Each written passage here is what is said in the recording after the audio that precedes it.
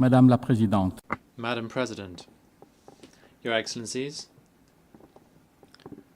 distinguished delegates, first of all, I would like warmly to congratulate Her Excellency Annalena Baerbock upon her election to the presidency of the 80th session of the United Nations General Assembly. I would also like to congratulate His Excellency Philemon Yang for his stewardship of the 79th session. The Pact for the Future that was adopted during his mandate is fully relevant given the topic for this year, Better Together, 80 Years and More for Peace, Development and Human Rights. This illustrates the spirit of continuity and cooperation that underpins this august global body to remain a source of hope for all of humanity. This year's theme is not just a slogan.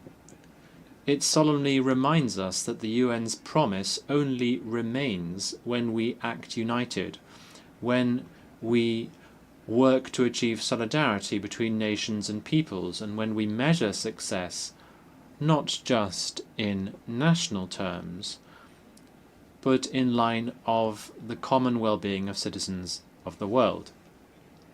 8 decades ago, after a devastating global war, nations large and small gathered together behind a unique vision. Peace, development and human dignity can only be guaranteed through collective action. Nevertheless, as we gather here to mark this important stage, the ideals of multilateralism are being put to the test. Geopolitical divisions have only got worse. Rivalries between major powers all too often hamper the Security Council's decisions. This leaves many crises throughout the world unresolved and puts millions of lives in danger. The world is now facing the harsh reality that might makes right, and that interdependence is no longer the cornerstone of peace, but rather a tool of threat and coercion. If we genuinely believe that we are better together, we must reinvigorate trust in multilateral institutions, invest in preventive diplomacy, and ensure that the UN is equipped, both politically and financially, to respond decisively and effectively to old and emerging challenges. Madam President, Excellencies, ladies and gentlemen, allow me to speak about peace and to do so from lived experience. For decades, war and genocide traumatized our people and destroyed our country. Dialogue and not war between two true statesmen, our late King Father, His Majesty Samdechព្រះ Norodom Sihanouk, and our former Prime Minister, Samdech Teo Hun Sen, both blessed with wisdom, willpower, and genuine patriotism, had engendered the peace process and national reconciliation.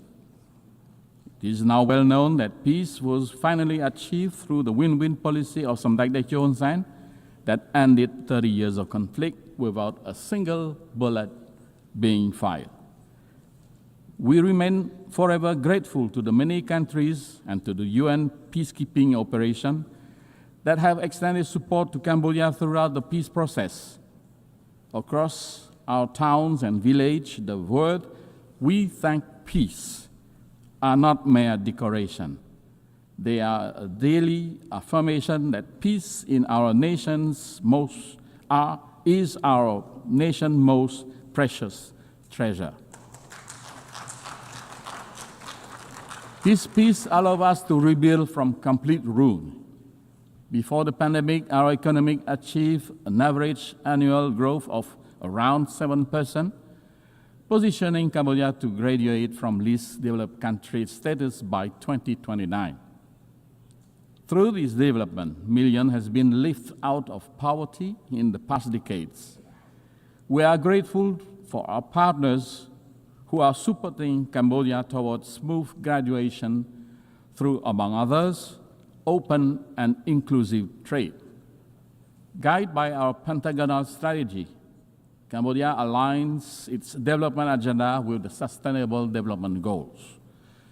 We officially launched last year the roadmap to achieve the universal health coverage in Cambodia by 2035, and expanding access to quality education, ensuring that our youth are equipped for a changing world.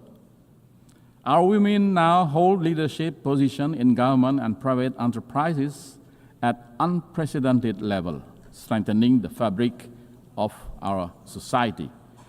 We are firmly committed to protecting and expanding the civic space and strengthening democratic governance, knowing that development and human rights are inseparable pillars of lasting peace. On climate action, one of humanity's greatest collective tests, Cambodia has submitted its third nationally determined contribution to the UN FCCC. Last June, we signed the agreement on biodiversity beyond national jurisdiction and already deposited our ratification instrument earlier this month. These steps reflect our belief that environmental stewardship is a global duty and a moral imperative. With complete peace at home, Cambodia has been able to offer our humble contribution to peace building and peacekeeping around the world. From a country once hosting UN peacekeeping mission, Cambodia has become a steadfast contributor to global security. Since 2006, we have deployed over 10,000 peacekeepers, more than 800 of them women, to 10 UN missions across the globe. We have protected civilians, clear landmines, and support rebuilding war-torn communities. We are currently an active member of the UN Peace Building Commission, helping nations emerging from conflict to build institutions and foster reconciliation. Madam President, Excellencies, ladies and gentlemen, Cambodia's transformation embodies the UNGA 80 theme, namely, countries once in need can now become providers of peace and stability for others.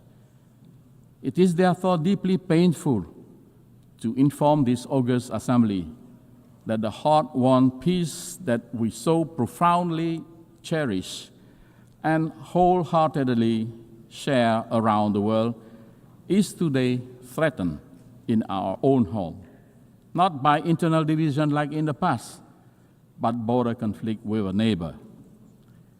We are grateful that a ceasefire brokered by US President Donald Trump effectively halted armed clashes that has caused death, injury, and destruction, and the displacement of hundreds of thousands innocent civilians. Like Armenia and Azerbaijan, Cambodia has nominated President Donald Trump for the Nobel Peace Prize for his crucial role in this important step to peace. However, the ceasefire remains very fragile, despite expressed commitment from both countries on the sincerity to strictly comply with the ceasefire terms, to rebuild trust and restore normalcy, and the positive outcome of following meetings hosted and coordinated by Malaysia, the ASEAN chair. But sincerity is only credible and trust can only flourish when respect with both the letter and the spirit of the agreement matches with real action on the ground. Sadly, continued unilateral move to impose territorial sovereignty from our neighbor, using forces instead of agreed mechanism, unilateral maps instead of internationally recognized ones that were produced in accordance with treaties that bind the two countries, and countless other actions undermine this trust-building and peace effort. Of great concern is the forced eviction of Cambodian civilians and threat to use national law against them, and to evict hundreds more from the lands they have lived in for decades. Such way of territorial control on the segment of the border yet to be demarcated demonstrate a clear disregard, not only for the terms of the ceasefire, but also the mutual agreements on the settlement of border issues. In the process, Cambodia's sovereignty and territorial integrity are violated, and the rights and dignity of many Cambodians infringed. Cambodia has consistently and strictly observed the ceasefire, demonstrating good faith and full transparency in the implementation of its term. We have exercised the utmost restraint, even in the face of repeated incident and provocation. As recently as this morning, there was an unprovoked attack near a sensitive site following an allegation that our force has opened fire first. We firmly reject such accusation. Our troops have not fired first, nor have they returned fire in retaliation to the provocation, underscoring our commitment to peace. Guided by the same spirit that ended our internal conflict near 3 decades ago, Cambodia reaffirms its call for dialogue and the peaceful settlement of all outstanding issues. We urge strict and sincere adherence to the agreed terms of the ceasefire, full respect for bilateral agreements, and observance of international law, including the Charter of both the United Nations and ASEAN. We earnestly seek the continued support and good offices of the ASEAN Chair and Member States, the Secretary General of the United Nations and relevant UN bodies, as well as leaders around the world, to help de-escalate tension, encourage a peaceful resolution, and prevent any further tragedy. Cambodia is a small nation focused on rebuilding our economy and improving the well-being of our people. We pose no threat to the sovereignty of any country. While we will always safeguard our independence, sovereignty, and territorial integrity, the use of force will only remain a last resort. Cambodia will continue every effort to restore trust and normalcy, to promote harmonious coexistence and good neighborly relations, and to transform border areas into zones of peace, friendship, cooperation, and shared prosperity. Madam President, Excellencies, ladies and gentlemen, to honor the founder's vision and meet today's realities, the United Nations itself must adapt. Cambodia supports pragmatic, incremental reform that strengthen the UN effectiveness without undermining the Charter. We believe that key priorities include empowering preventive diplomacy and mediation, giving the UN more tools to diffuse crises before they erupt, strengthening the General Assembly, which is the most representative body, by giving its resolution greater follow-up capacity and moral weight, expanding non-permanent Security Council seat to better reflect today's multipolar world and enhance legitimacy of the Council, enhancing peacekeeping and border monitoring missions, especially in dispute areas, so that small states have equal access to mediation and protection. Complementary measures such as funding, technology, and gradual legal adjustment can turn broad reform principle into concrete progress.